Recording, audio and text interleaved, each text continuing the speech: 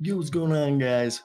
Been a little while since I did the face cam, but I want to shout out HoopsHype for this information that we're going to use in their article. Michael Scotto and Frank Urbina are the ones credited for this, but these are the free agents who hurt their stock the most in the playoffs. So let's get right into today's video, and I want to hear your thoughts down below in the comment section, guys. What free agents do you guys think literally hurt their value so much? Because there's a few guys and everyone's still going to get paid. You know, I'm a guy who looks at everything with the glass half full. So let's get right into today's video. Hit that like and subscribe button. We're on the way to 20,000. Your boy is about to move to Miami. I got bills to pay.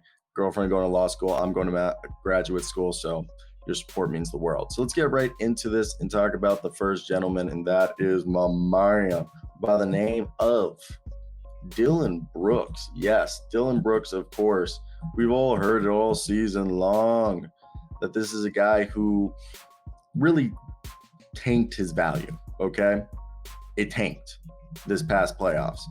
And I will say, to give him the benefit of the doubt, he was a guy that I think was overhated. We know what he brings to the table. I just feel like he was over scrutinized. Now, if we want to just take a glance at the stats, it was 10.5 points, 1.8 assists per game, 31.2% from the field, 23.8% from three, a net rating of negative 10.4.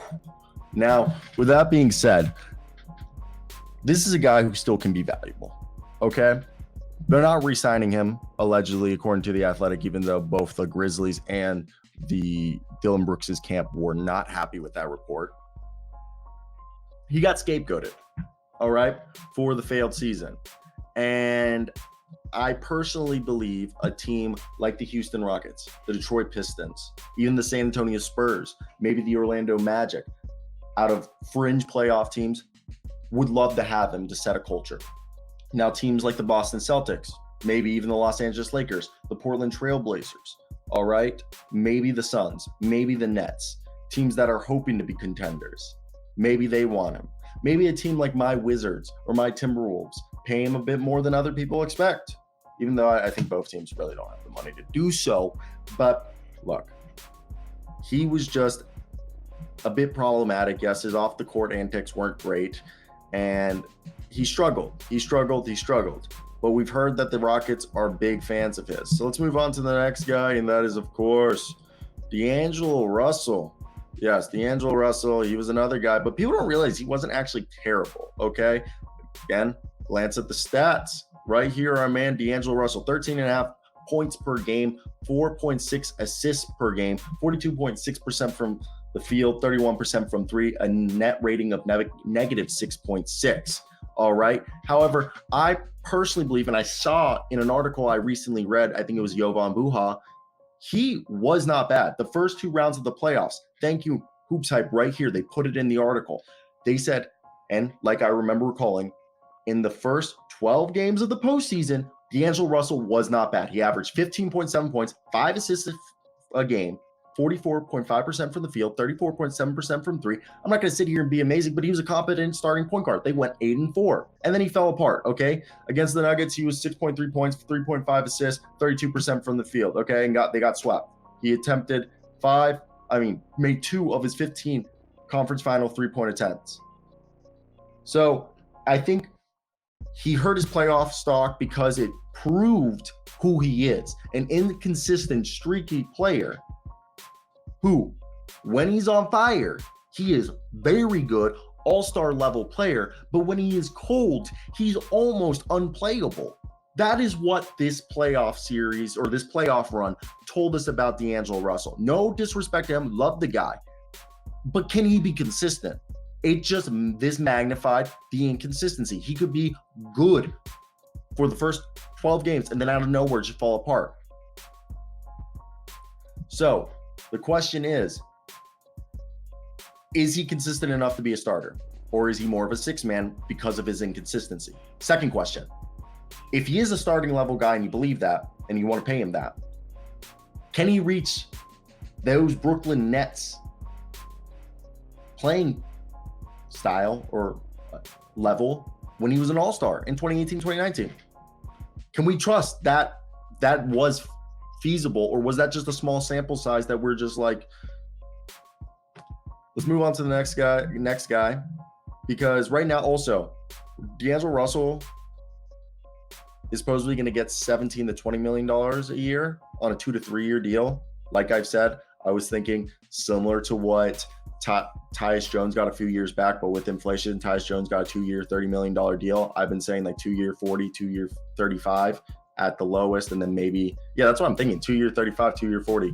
But let's move on to the next guy, and that is our man Harrison Barnes. Yes, I've been saying the reason why they're trying to get Sasha Vezenkov, the Kings, is because they know he's probably going to be better, more impactful, and cheaper than what Harrison Barnes would cost. But I mean, I don't even know what Harrison Barnes cost. Do you give him the mid-level, or could you try to get him at the veteran minimum? Now, this is a guy, let's take a glance at the stats. He averaged 10.7 points, 3.5 rebounds per game, 41.7% from the field, 24% from three, negative 26.3 net rating. Again, if you guys have not realized, these are just the playoff stats. Now, Harrison Barnes, look, his career postseason averages are 10.7 points, 4.9 rebounds, 42% from the field, 34% from three, in 71 playoff games. So we're not going to act like, he is a postseason performer. He's not. And that's part of the reason why they're trying to move on. He's a good regular season guy. He's a poor playoff performer. He's 31 years old. He's going to be a guy that will have suitors, teams who want this guy. I mean, in a big lineup, I don't know if he's still athletic enough, but back when he was still athletic enough, he could be in a huge lineup. They could run him. I remember they would run like Klay Thompson, Andre Iguodala, Harrison Barnes, and Draymond Green and Steph Curry. So like the idea is like a team that would want to do that, where he's like in that situation. But then there's other situations where he could be a Jeff Green guy for a team, similar to how Jeff Green has been for the Nuggets. You could see him being a backup for a team like the Suns, who want a small ball power forward. And, it's just, what is his value? Do you believe he'll lay a playoff egg? Now let's move on to the second to last guy, and that is Malik Beasley. He tanked it. Okay, Scottie Pippen's father, the one who dipped his mom down, averaged 3 points a game, 0.7 rebounds, 29.4% from the field, 26.9% from three, negative 11.6 net rating. Ooh, not pretty, ladies and gentlemen. And this is a guy that he's always been the definition of Katy Perry's song. You're hot and you're cold, you're up and you're down, you're in and you're out. We're talking about Malik Beasley.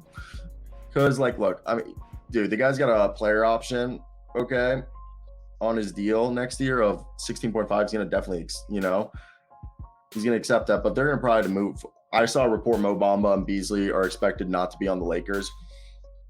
When Beasley's good, and again, he's kind of a DAngelo Russell situation, he's just an inconsistent guy, okay?